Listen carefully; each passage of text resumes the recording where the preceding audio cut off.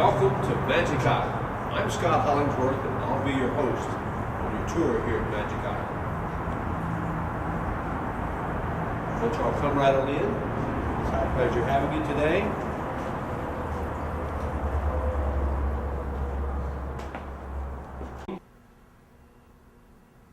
Welcome to Magic Island. What you're looking at here is our lobby where the customers come in and check into the lobby area for the reservations that they make at Magic Island. This is our showcase area, and we do carry the appearing magicians performing here at Magic Island in a small showcase here.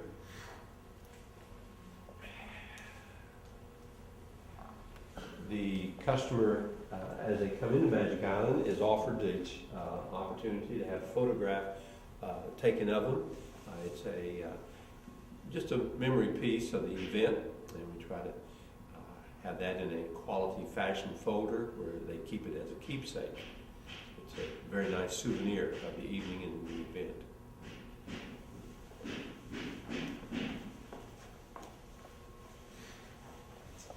In the early days, when we were a private club, the Cobra here, you'll probably have seen a lot of photographs taken with this particular Cobra. The mouth of the Cobra was used to insert the credit card of a private member back in the days when we were a private member, back in the early 80s. And the only way you could get these doors open was with that credit card. It opened your account, your charge account, and it was to enable you to have a wonderful evening here at Magic Island. This is the entrance elevator. This whole Magic Island was designed by Mark Van Frottenberg, who was the producer, engineer on the movie called Raiders of the Lost Ark.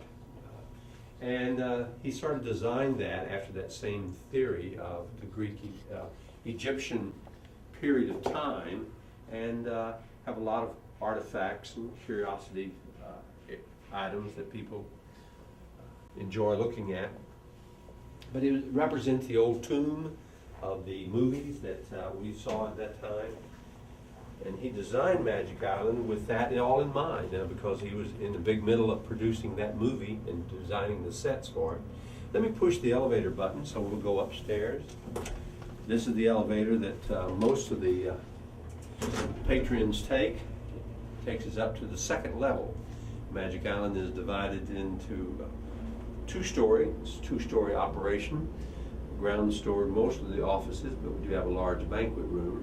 You're seeing some of the reptiles and some of the artifacts that you would see in any type of Egyptian scene.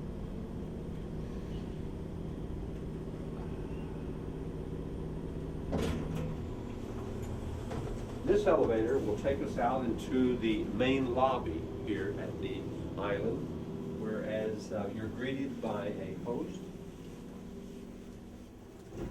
This host will welcome you to Magic Island. Check out your itinerary number, your itinerary card, and you're in now for about 4 or 5 hours of good magic fun, hospitality, and great food. This is the main lounge that we're scanning across.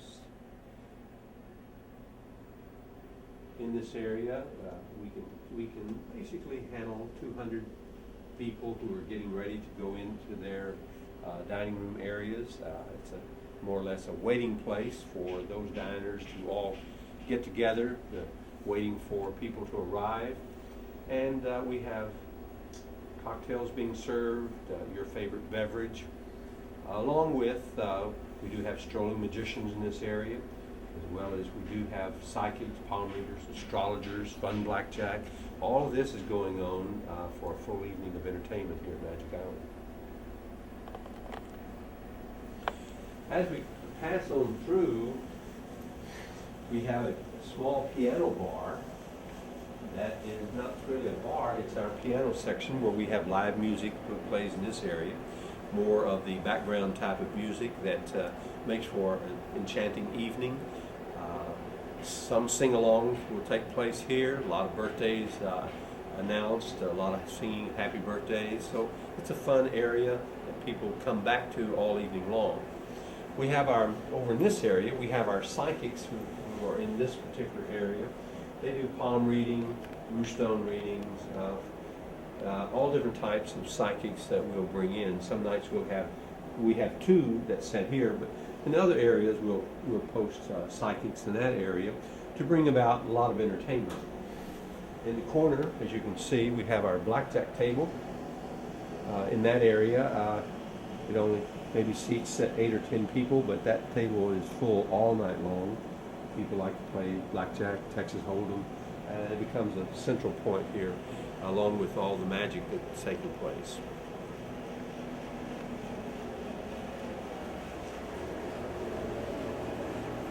We picked the time of the day that we're in the process of cleaning up from the previous shows, and so just wanted to show you some of the artifacts and some of the arrangements here at Magic Island that makes it a unique place as well as a very entertaining place.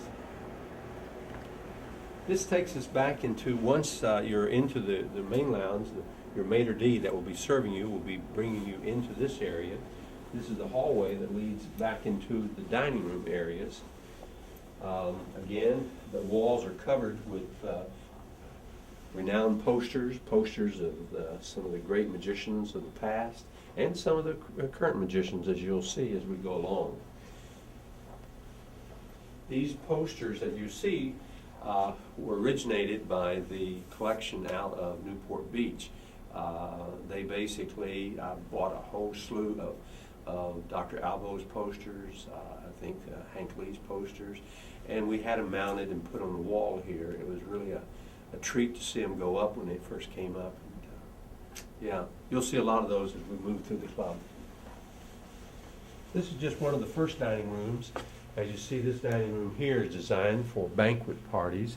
Most of our business is 85% banquet sales, corporate events, and in doing so, each one of these rooms are set up instead of one humongous or large room for banquet programs. We have it broken down into small dining rooms. And as we'll come this way, we do have a bar here set up for the cocktail parties.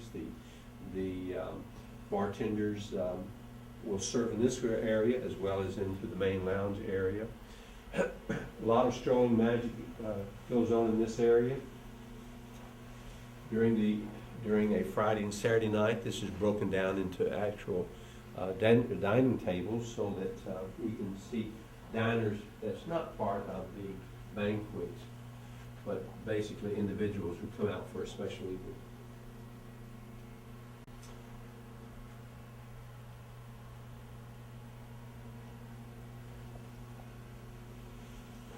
Moving back into this area, this is another banquet room or dining room called Alexis Room. And it, again, it has the colorful posters on the wall. And we'll seat about 40 to 50 people.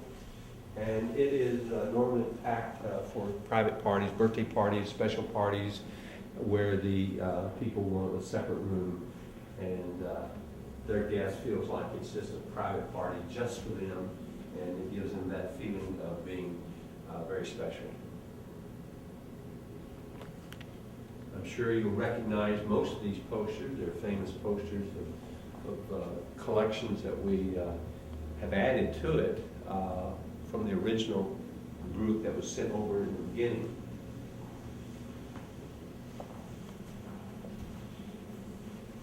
Let's step back into another part of the restaurant where we can give you some of the flavor of the atmosphere here at Magic Island. We're walking back through the same area we were in a moment ago. In the early days, this particular banquet room was designed strictly as a lounge. It had a piano bar in that corner up there where you see that one table. We had a piano bar there. It was not in the main lounge, it was in this area. That was way back when. But that was in the early days. Now things have changed and progressed a little bit different. This is the wine cabinet, Maitre d' station that we're covering here. We carry all the popular wines and very good collection, not only in this cabinet, but also in the kitchen area. So we cater to the connoisseurs of fine food and dining. This is called West. This is the West Dining Room.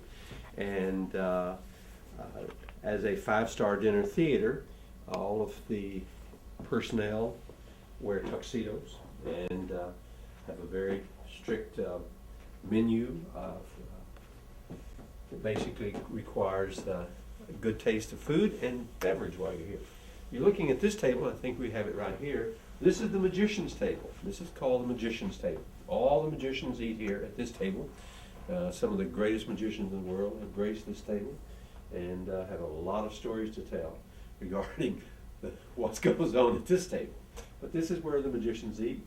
This is a table that is renowned for the stories that go on. You know.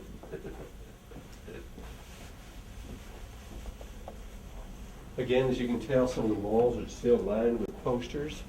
Another dining room that makes for a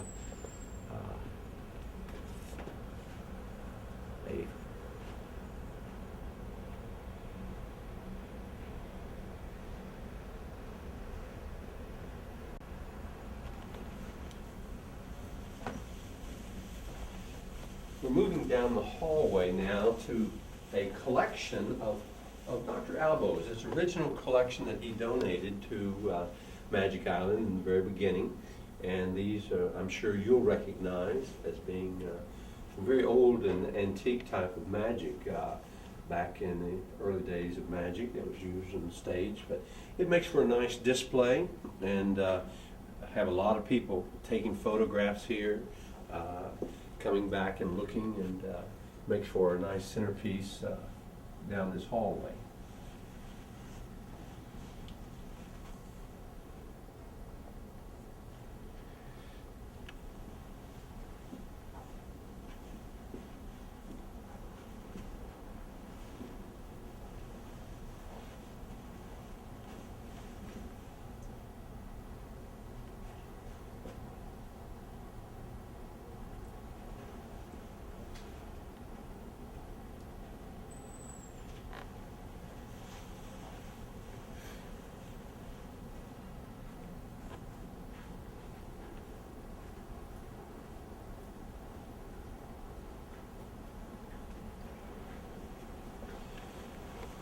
Moving into this area, one of the areas that is, this was designed, this whole area in the very beginning was designed for a seance setting. This had couches in the very beginning, and then we'll go into the seance room. We never really used it as a seance. I was really sad about that, but it was designed strictly for a seance and could still be used that if we ever decided to go into that part of the entertainment part of the program. But this is what we call the seance room. And the seance room is a very private dining room where parties of 10 and 12 will come, and it's a lot of business executives conduct their business here. They know about this private room. They bring their clients out, and it's this room will turn 3 and 4 times a night with special clients who order this particular room and want this to be their room for their dinner. So this is a very popular room, and it's called the Seance Room. It has about, I'd say about $15,000 worth of extra props here. The floor is raised so that this table will move. The picture, as we swing over on this wall, will drop down. There is a seance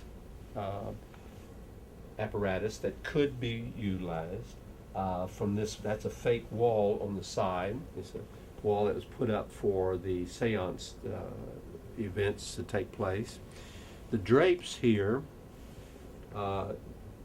has a banjo coming out and swinging and rattling like a tambourine. So that this room was really designed in a very nice way for any seance setting. So I'm just sad to say that we never really used it that way. It should have been, but because of the high volume of business, it just felt like that was too slow for the turnover that we needed.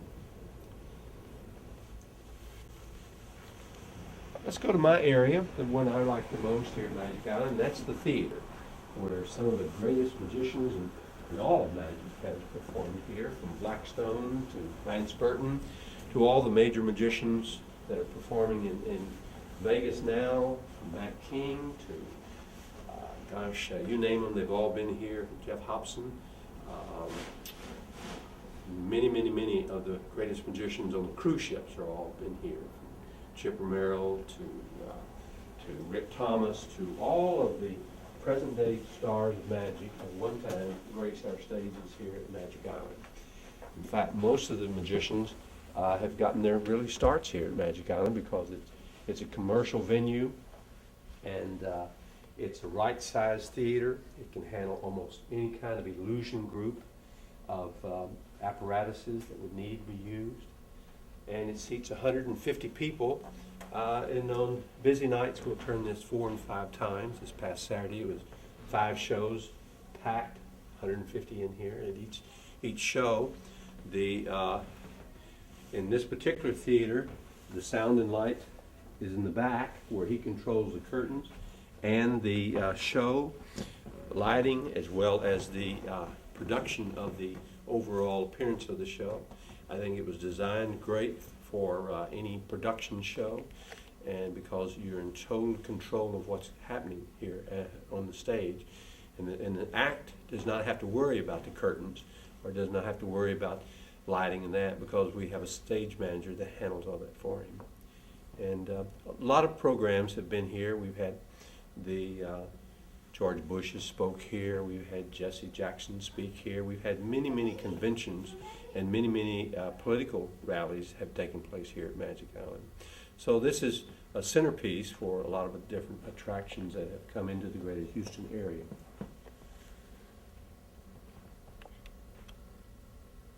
What you're seeing in most of all of this footage is the original apparatuses, the original posters, the original furniture, the original, almost everything has stayed the same. We've not changed anything up from the very first days of Magic Island opening up as a private club. We felt like that the uniqueness of it, the ambiance, the array of different color combinations made it for an enchanting evening and a mystical evening. And people like that decor look. It may be a little dark in some areas, but people have always said they like the ambiance that Magic Island has because it's so romantic looking. And I think that adds to the mystery and the magic of the place. And it's been, for the 25 years that we've been here, we've been doing something right. So, right. Let's move on down to some of the other areas of Magic Island.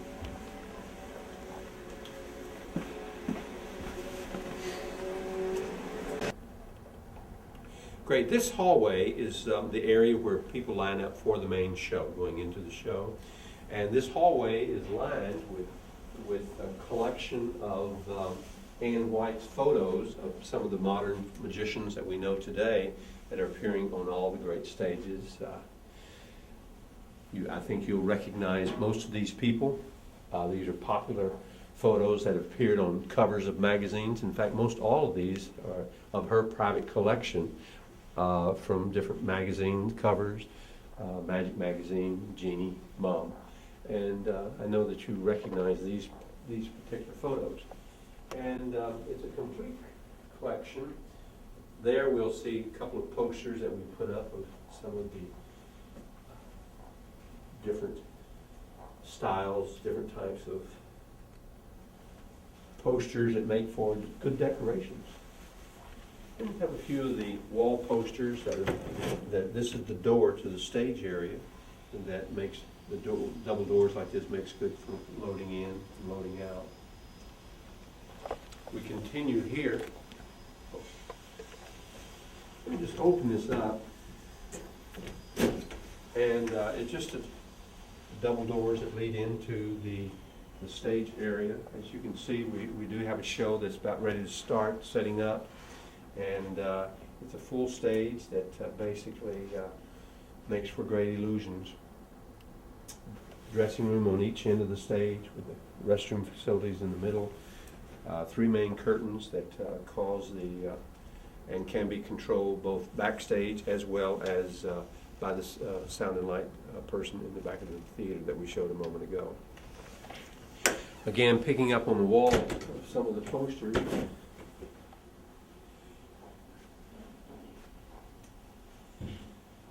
Blackstone, we're looking at Blackstone's photo there. He was the first magician to perform on the stage here at Magic Island. Along with, on that particular night, we had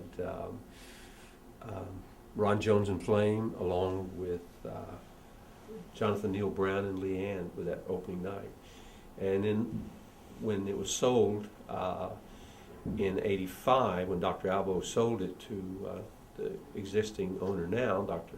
Atari, we asked Blackstone to come back and perform again. So he made 2 appearances here at Magic Island, and those were our grand opening night type of events.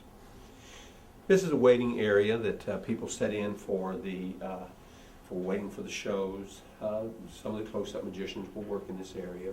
It's very intimate, very, very close, and makes for a nice setting. And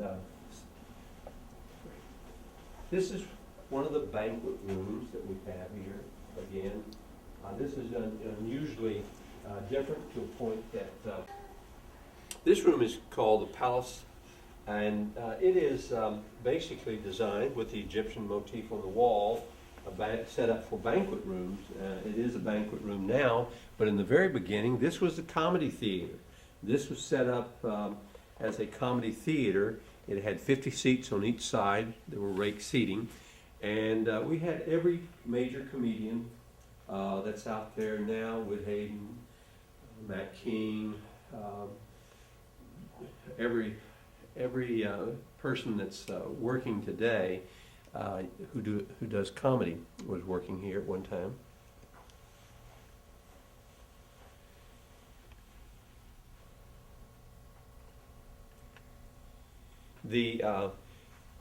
This room right here has been really one of the only changes that we've made from taking out of the theater venue into a banquet venue.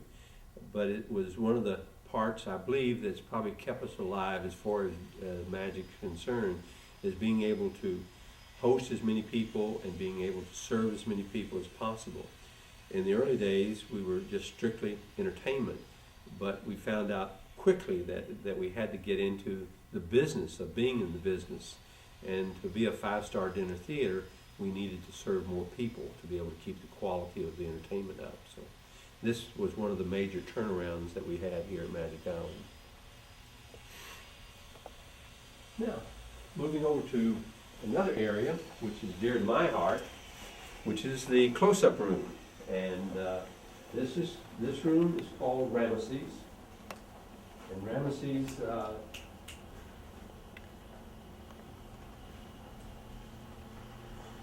this is another bar area that we have that will serve cocktails and beverages, your favorite beverage. So, and a lot of some of the modern day pictures of the magicians that have appeared here.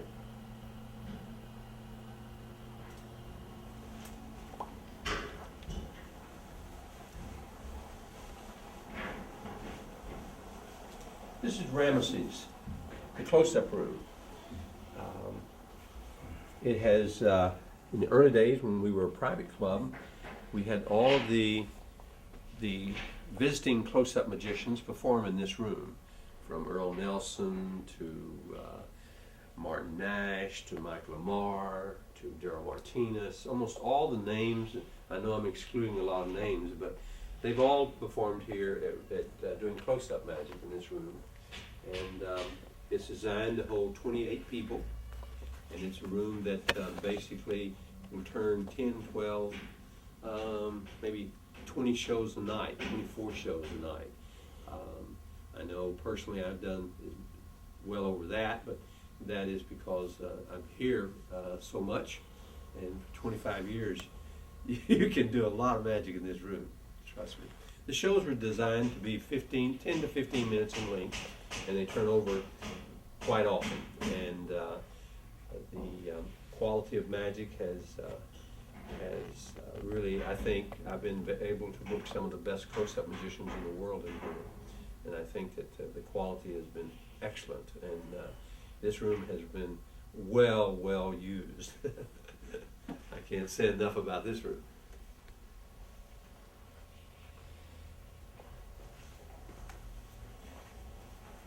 In the early days, this was a bar area, but it wasn't a bar that served alcohol. It was strictly a close-up bar where we had close-up magicians go behind this area and do close-up magic. One of the things we had to remove was the bar stool that sat here. It just blocked the hallways too much. When you get 800, 900 people in this operation, it becomes a matter of moving traffic from groups from one room to the next room. And so we had to clear out a lot of the things that were blocking. In doing so, the bar stools were one of the areas. But this was a very popular area, but it just became a traffic jam. And so we had to take away the close-up magic in this area because of that reason. Let's move down this hall. This is going a complete circle here again. We're back into the main area, but before we leave this area, some artifacts that we have that have been with us some time. This has an unusual story about it. This was donated to Magic Island. The gentleman who donated it to us, this was a nightlight that was sitting on the dresser of his wife, and he had it made specially for her, and somehow she passed away. I don't know the exact reason, but she passed away, and then he donated it to us here at Magic Island, and it has been a very nice display of the Egyptian theme that Magic Island has carried through.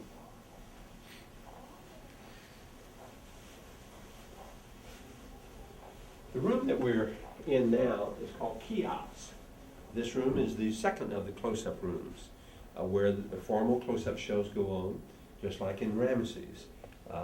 Again, you're really close here. The people are right on top of you. You've got to be on your top notch every time you perform in here because they're just right here on you. It's the ultimate close-up room because this room will hold 28 people. We need to crowd it up like this to be able to cover the volume of people that we run through on a nightly basis. And everybody has performed in this room, from Paul Harris to Mike Lamar, again, Roger Klaus. All the big names at one time or other have appeared, and this, in most cases, is their favorite room because of the intimacy that we have with the people, just right there on top of you. Sometimes we actually come in and wanted this table removed so that they can work on a totally stand-up type of act, where there's no table at all. I know that this room has turned 30 times a night as far as performances go. So a lot of close-up magic has been taking place in this room as well as in the Ramesses room because people love close-up magic. It's one of the highlights of Magic Island. People talk about the close-up shows even though they've seen some of the greatest magicians on the stage. Close-up magic seems to be the theme that most people want. They rush to these rooms as soon as their dinner's over, as soon as the main shows. And like at the Castle and all other venues, magic, close-up magic is really important to an operation like Magic Island. So.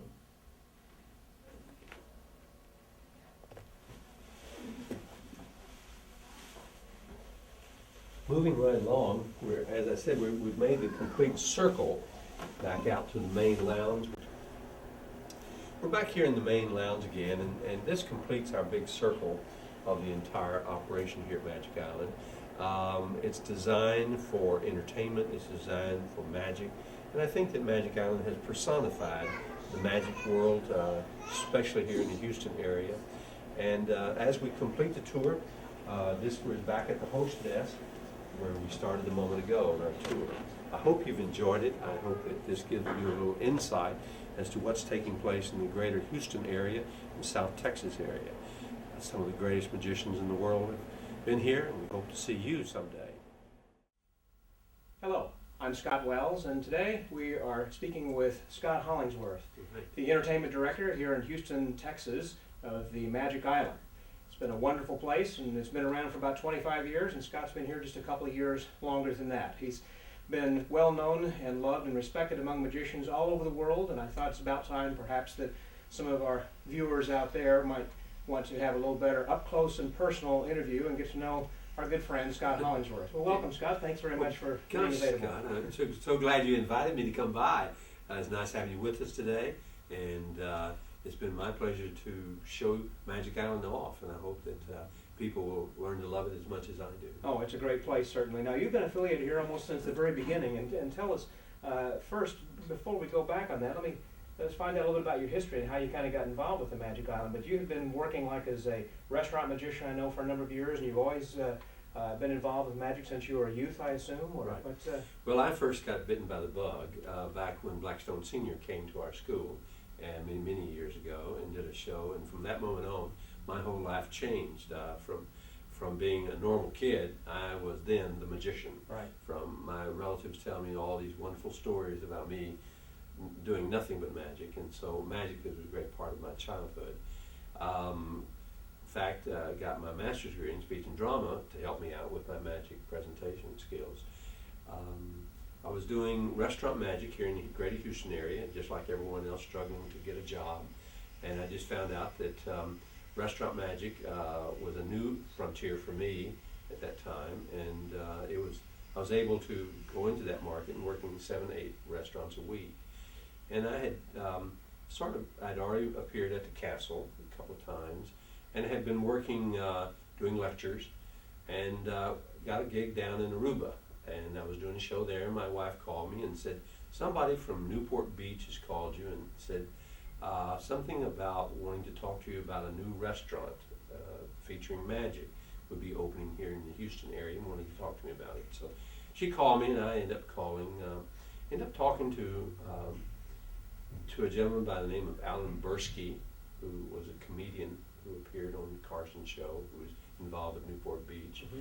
Then Michael Cayley called me and sort of gave a game plan as to what they were planning for this operation here in Houston. And this would have been approximately 81, 82 in that area. And that they wanted to know about the local magicians and who was available and who was in the area. Now, in those days, there was Walter Blaney, myself, Bill Palmer, and Charles Green was here, and that was about the scope of the actual performers that were here in town. A lot of people had their desires and wannabes, but these were the only ones I could really think of.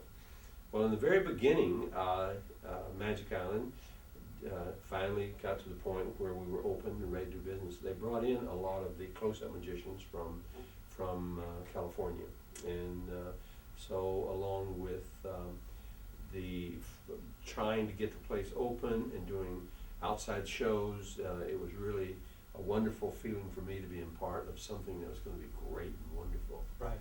Well, there's no place like it in America, as it turned out. Again, it started out as a private club, and then it changed to a public venue, and I know it's gone through a lot of changes and iterations, and gosh, I remember Tiny Tim performed here during a transitional time. Tell us a little bit about the history of the Magic Island here in Houston.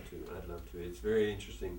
In the very beginning, Dr. Albo was the owner, along with his investors in Newport Beach Magic Island. Now, Dr. Albo was the noted collector, of magic memorabilia, and of course was the team physician, I guess, for Oakland Raiders, I believe at that time. 49ers, yeah. 49ers, one of the football California teams.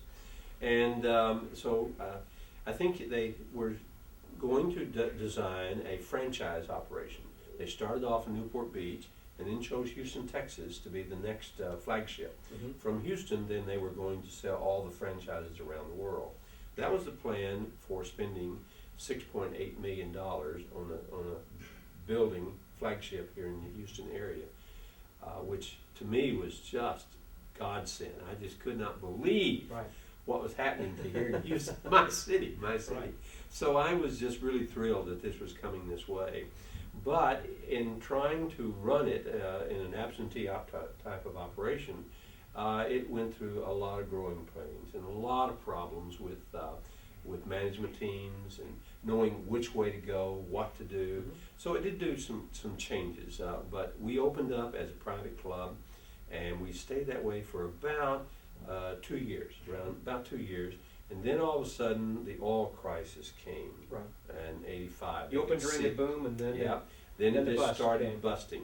Things were going down. People were not wanting to buy memberships because of the fact that 85% of the memberships were in the oil industry, because they were the people that were doing the entertaining. And gosh, back then oil was going for like $12 a barrel. Or and something. Houston being the oil capital of the world, it was the natural place for us to go and seek private members. So private members in the oil industry, plastic industries, all those related industries started stepping back and saying, whoops, I don't want to be part of something like this because we may not be in business next year. So the operation here at Magic Island went through some changes to try to regroup and reorganize some of the procedures that we were going through. And what really hurt the most was the tax referendum of '86. That's what busted the knees right out from underneath us as a private club concept. That is where companies could not use tax deductions, and that was our main selling tool, that you buy a membership to Magic Island and you get to write it all off. Isn't that wonderful? It's wonderful. A win-win for everybody. It's a win-win for everybody. And everybody just loved that concept. But along came the tax referendum of '86 that just tore that right down to its knees.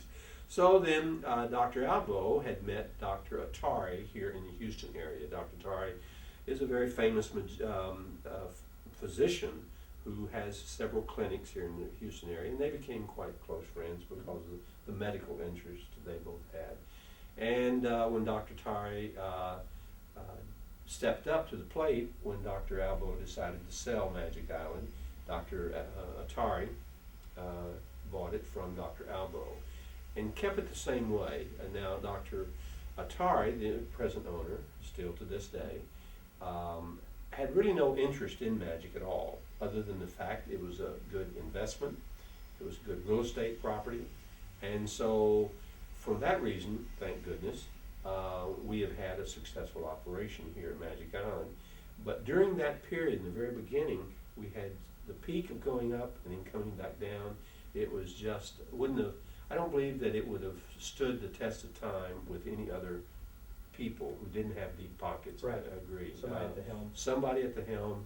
And it just happened that Dr. Atari did not really realize what he had, but there was enough key people involved that kept the place going. The key management that was here, it just kept it going. And to this day, I think still the same format that was originated in the very beginning is still in effect. It's still the same procedures, same venues, and it has just been a whirlwind. A great ride. A great ride. Great for Houston, great for Magic, all around. Yeah, and it was kind of funny when they said, would you sign this 5-year contract in the very beginning? I kind of laughed to myself, yeah, right, we'll last about 18 months. And then, but it has really been an unusual event for me, and my whole life has changed from that one phone call. Now, as entertainment director, and you had mentioned earlier the people who have worked here at the Magic Island that grace the stages, like Blackstone and Lance Burton, as well as close-up and Paul Harris and Daryl and Michael Lamar and everybody. I know people from all over the world will often ask me, oh, gee, how do I work the Magic Island? What do I need to have? What do I need to do? Or who do I need to talk to? And what kind of an act do they really want? Tell us a little bit about what you look for in entertainment. Right. Well, what I'm really looking for is the entertainment value. It becomes very important that we give a top professional show each and every show. Not just every other show, not every other third show, but every show is solid. I'm looking for people who have a audience participation type of show that the magic will carry itself. There are a lot of great comedians that if they have a great audience, they have a great show. Sure. But if the audience is flat, then you can tell by the magic that it will not carry show after show after show. And in the very beginning, that was my problem, was finding acts that had solid material, that had a solid presentation, that could make an audience, whether they sit there with their arms crossed, would still enjoy it. And that was the problem that I was having. Now, as entertainment has come more and more evolved, more students of magic realize the importance of having a good solid material, good solid shows. Good presentation, Good personality. classic magic. So many guys in the early days were trying to find themselves, and they were trying to develop way off the wall type of venues of magic to go into. And after it's all said and done, it fell by the wayside. And so my problem was always looking for a standard act that gave a standard show that I knew that would perform night after night, day after day. And hit every time. And hit every time. When you're doing 7 nights a week and you're doing 4 and 5 shows a night, that is really takes a lot of energy and a lot of talent to do that. And in the early days, that's what I was looking for, because I knew that's what would carry us forward in the world of magic and keep this place alive. And that was my whole goal. And over the years, because of what I was learning as everyone else was learning, I have become a good coach. And now I know what makes and breaks a presentation. So, and this is what I think has helped me, being able to give some personal advice, being able to see the show and say, that's good, but if you were to tilt it a different direction, it might work. And so far I've been very, very fortunate to work with some of the best in the business. We certainly have a rich and deep base of comparison, having seen so many different types of acts, some that have come in that you're not sure of, that have really hit well, and others that you expected to do great, and you had to send them home. Very true. Well, you have to go back in the years that we opened. Remember, a booking agent only had a black and white photo and a bio. That's all, 2 pieces of paper, and he had to be able to judge what the act could do. Now remember, that was before videos. Right. So when you're looking at those ideas, well, what convention has he been in? What did that person say about him? What did that, and that was the only way. It depended upon a lot of I recommendations. had been strictly on recommendations. And then along came this wonderful thing called videos. Videos, boy, opened up the world. Right. The problem was, no one knew at that time how to make a video of their act. Right. So then I had to start saying, okay, this is what I'd like to see. And so that sort of became a format of how we would look at your shows, or how I would look at the show. And now everybody started putting their format together that way. But in those early days, it was flying by the seat of your pants to try to get a good, solid act in. Naturally, in those days, we had people like Goldfinger and Dove, and these people who had already proved themselves. All of the James Demeres Good that were Las out Vegas there. acts. They were good, solid acts. I was not worried about those people. What I was worried about was the new people, the people that were struggling to come in. When I saw the first video of Vito Lupo and Tony Clark, they had a lot of developing to grow to, but you could see just from the visual presence they carried up themselves, the visual of their act was strong. Maybe it wasn't really designed for our field, but I knew that we could take those kind of acts and mold them and make them into. There's something there that you could see. That you could see. That you could see it once you said, okay, that's going to play. That's a good act. And that's how I was able to look at it. I've always had a statement saying, when in doubt, don't. And when I see an act and I say, something's there, it's not right, I just did not want to take a chance. Use your gut feeling. Got my feeling. And then I would say, I tell you what I saw in this video, I really, do you have some other different materials? And so this is how we would sort of mold. I'd take a trick out of here and a trick out of there and put it together to make it an act. Right. So, yeah. And so then you help direct them to make them an even better act. I mean, a lot of times guys will come in here and have their own shows. Sure. Exactly, and they want to do it their way, and you make suggestions if they will accept them, and if not, then that's fine too. That's great too. But some people are open to that and want to grow, and you give them some great suggestions and advice. Well, that's one of the things I found out very quickly. When somebody would call me and say, Mr. Hollingsworth, I'd like to come into Magic Island. What do I need to present to you? And I would say, I need a video, an 8-minute just video. Then later it became, I need a promo video. Then it became a regular video. But you could quickly tell that this person had that certain something that made his act great. Mm-hmm. It wasn't like a show that you might be doing for what I call a Holiday Inn show. At the local hotel, you've been working on it, and it has been a good success in that area.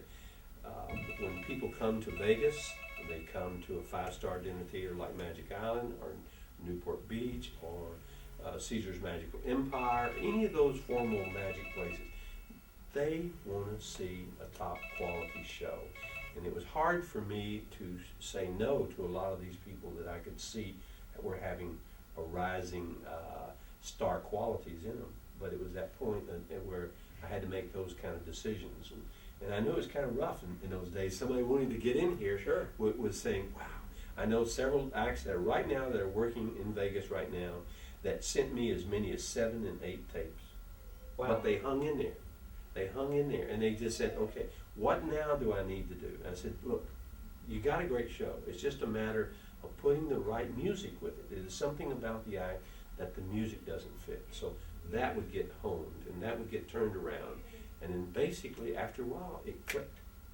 And they were happy with it, and I was happy with it, and they're still in the business today. Okay? Now, the audiences here at the Magic Island are a little bit unique also, which is another thing. You try to find an act that will work for this audience. I think you told me before about how, for an example, a successful comedian who will hit well at a comedy club Right. wouldn't hit for this kind of an audience. No, it would not. And the reason for that is simply that our clientele, 85%, is banquet sales, corporate events. Companies are coming in, and they basically have their clients, their customers, people that they represent themselves to the community with. And some of the comedy club magicians that we have, or entertainers, would get more on the risque side of it. And as you know, time has changed a great deal. When you go to a comedy club, you expect that type of humor. Here, it's not accepted. It's just not accepted. And the people will turn against it. They said, well, you embarrassed my client when you got him up and you did the paper balls over his head. You made him look like an idiot, or you made him feel uncomfortable, Right. and we didn't appreciate that. So I had to look at that as being the entertainment director and look at how we could always keep the image of Magic Island up, the image of Magic up, and not really take a chance on some of those type of off-the-wall comedians. Here, that's what I'm looking for.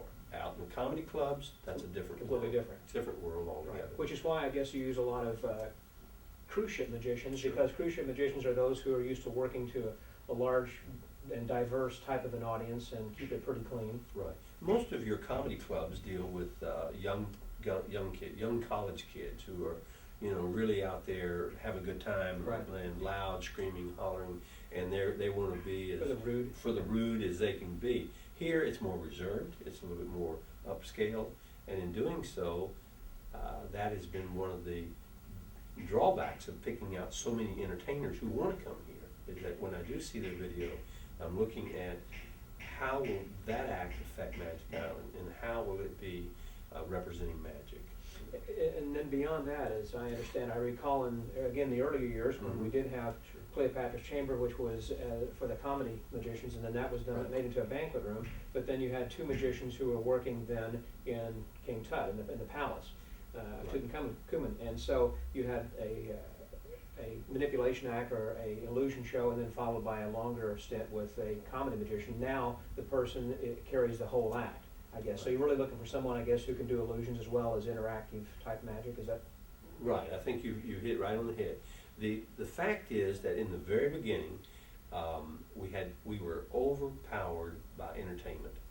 We had 2 acts on the main stage, an act in the comedian room, a visiting close-up magician here. We had a disco that had a 3-piece band in it, and out in the lounge, the Magic Lounge, we had a piano player. So you were inundated with magic, and all of that brought about a big expense. And that was one of the problems that Dr. Albo and them had during the early days of developing the club, was that the entertainment expense was so great. All the magicians were here, and every one of them was drawing a salary, and it was just drawing in the business operation to a standstill. One of the things that, when I became entertainment director, I put a ceiling on the fact that, one, we had to work in a budget to make this all work and to keep magic alive. And that was my whole concern, was to say, hey, we cannot be spending a lot of money for talent when if I could specialize on bringing the best talent in and spending it just strictly for the show. So we eliminated the two acts on the main stage and made the banquet room in Cleopatra's chamber. Right. That gave us more seating for more banquets to increase more money coming in. And it kept my budget into a situation where I could control it. Then we discontinued the visiting magicians that came in to do close-up magic, and I started cultivating the local talent, such as Frank Price, such as Scott Wells, yourself, and Bill Palmer, and now we have, I'm inundated. Yeah, and Banachak, all of these guys that are in the Houston area really were called upon to come in here and perform, because I was no longer using the extra expense of putting up a hotel room for these visiting magicians, the air travel for these magicians coming in. So it was quite expensive in the very, very beginning. So somewhere around 86, 87, when I began to take control of that department in there, that was one of the first things we did, was to consolidate, to bring in a one-man show, so that this one person on the stage could both bring us illusions and could bring us comedy. So that was hard in those days, because very few magicians were doing all of that. Now think about this. In those days you had bird acts, manip acts, and you had comedians, such as your Michael Finney, such as your Matt King, and Jeff Hobsons, and they were strictly comedian magicians who worked out of a briefcase, sort of speaking. And Carrie Pollock. And Carrie Pollock. And these guys all would come in, and no expenses for freight, no expenses for extra luggage, just basically grab their case, grab their clothes, and come in and do a show. Now, what changed was when the popularity happened with Copperfield coming on with all the great illusions. Big illusions. People wanted to see more than just the bird acts and the manip acts. They wanted to see illusions. So we then started. People come here to see the Statue of Liberty. Statue of Liberty disappear, or the 747 jet to vanish. They were expecting that when they came in, and lions and all those kind of wonderful things. So we had to then incorporate the illusions into the act. But the magicians in those days were separated. You were a manip act or you were a comedian. There were not that much illusions going on in the early 80s. And until Copperfield really came on real big, then it just changed the whole concept. People realized where the money was. Really was. Right. And so all of that took place, and it just made a whole other change in our whole atmosphere here. Now, another thing is, I know you use the magicians for close-up locally, but you probably get contacted regularly. What do you say to people who call you from wherever in the country or the world saying, hey, I'd like to come in and do some card tricks? And what do you say about the close-up magicians? Well, this is a good point. I'm glad you brought that up, because I get calls not daily but weekly for guys saying, I'm in town, I'm coming on a vacation, my company's sending me to Houston, could you use me in the close-up room? There are certain people that I do use, like names such as Roger Klaus, and we've used John Anderson. We've used several other people who have come in that are big names in magic, and I always try to help out friends, people that have helped me out. For a person coming in, I ask them to come and visit Magic Island first to see if it is a venue. If they're coming into town, we welcome in, and we see if it's a venue that they would want to work. Because a formal close-up show is really different than a street magician, as you know. Right. In a formal close-up show, you've got a regulated show that has a beginning and an ending, and you have a certain period of time you've got to perform it in. And there are a lot of guys that come in, you say, I need 12 minutes, they'll be here for 20 or 30 minutes just getting warmed up. And so you need to come in with a really strong commercial tight act that is going to have impact as you go through that 12 minutes that people will walk away talking about. Right. Now maybe that's too demanding on my behalf, but that's what I would like to see that our audience receives. And to me, that's what I'm looking for. And also, you don't pay the close-up magicians as much, of course, as you would, I guess, than the stage magician, because the stage magician you provide them with a condo. They stay in the condo, and we provide them, their meals that they're here with. Well, both of guys do. All that too. And so, basically, that part is, but in reality, I can't say enough about having the visiting close-up magicians call me, because a lot of the close-up magicians that are out there do have stand-up acts. Mm-hmm. And I'm always interested in meeting them and talking with them and seeing what they're doing in their community. And very possibly, I can use them on stage if Right. they have a good act. Because as you know, we all started off in close-up, but we built our stand-up shows. And I'll take a stand-up magician now as quick as I will an illusionist. And you're always looking for some new act or something. Any new act that's coming in, Right. any person that's out there that says, hey, I think I have an act for you, I want to hear from you. What should they do? How should they contact you? Well, by phone would be a great place. Which I have is? my phone number is 713-271-2114, our Magic Island here in Houston. Call either one, they'll give you my phone number. Again, that number is 713-271-2114. Or Yeah. by email? Or email. You can email me at scott@scotthollingsworth.com. That would get right straight into me. Anything that you can figure out how to get a hold of me, I want to hear from you. I really do. Right, and you'd like for them to send you a DVD or something, so you can see their act and DVD. talk with them if they're from out of the country or Right. something? That's been the update on all of this, is the DVDs have come along and That's replaced the videos. videos. And so this is a constant changing in our whole And they can atmosphere. send it via email even. They don't via even have- email. you They can do even video. send it on the computer, Right. they can download it to me. That's right. So, there's all kind of ways to get a hold of me, and I would love to hear from them. Good. Well, thank you very much. It's been very enlightening. I've enjoyed speaking with you and learning more about the Magic Island. I hope that all of you have enjoyed this then as well. Again, our host here, or rather our guest today has been Scott Hollingsworth. I'm Scott Wells. Thank you very much for tuning in.